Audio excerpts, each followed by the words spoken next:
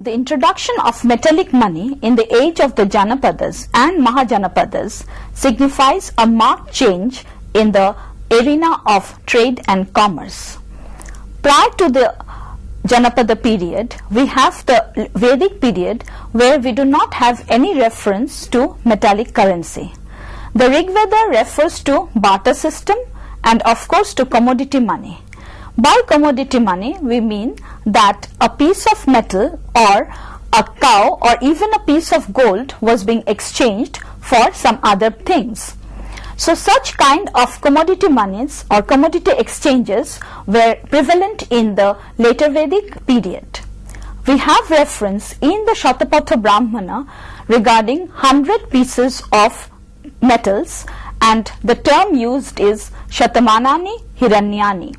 So which means that 100 pieces of metal were being used for exchange.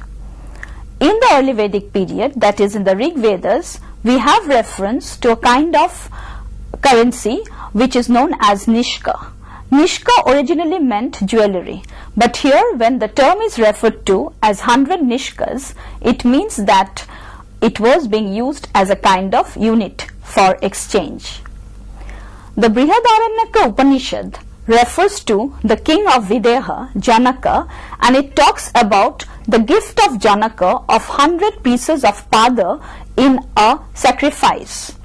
Now, pada actually meant a quarter.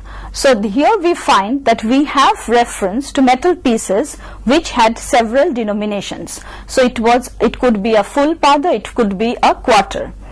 But even then, these sort of metallic pieces could not be given the nomenclature coin because it was not stamped by a political authority, it did not have a particular weight standard, and so they could not be said to be coins.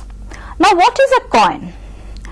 A coin has to be of a perfect weight, it has a particular shape, it could be roundish, it could be square, and it should be stamped by an authority. And there are also symbols in such coins. So one has to remember that there is a marked difference between a coin and a money. So introduction of such coins were found for the first time in the Indian subcontinent only during the period of the Janapadas or the Mahajanapadas. The earliest reference to coins is found in Panini. Panini was definitely pre-Mauryan, but when he refers to a grammatical rule, he uses the expression that the coins were stamped, or he refers to impressed or marked coins during the period of his living. So it is natural that during the period of Panini, who was definitely pre-Mauryan, we had coinage in the Indian subcontinent. Panini's views is supported by another authority, Quintus Curtius Rufus, who in his treatise on Alexander mentions that when Alexander came to India, he was given by Omphis, the king of Taxila, 80 talents of marked silver.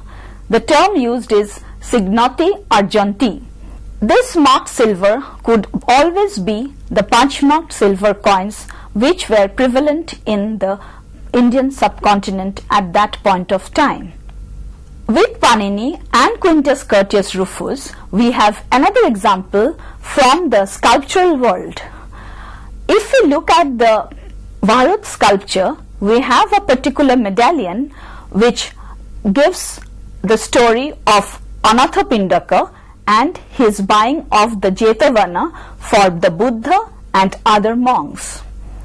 In the sculpture representation, we have the picture of Kahapanas, that is Karshapanas, which were being given to Jeta, the owner of the park, for the building of the monastery.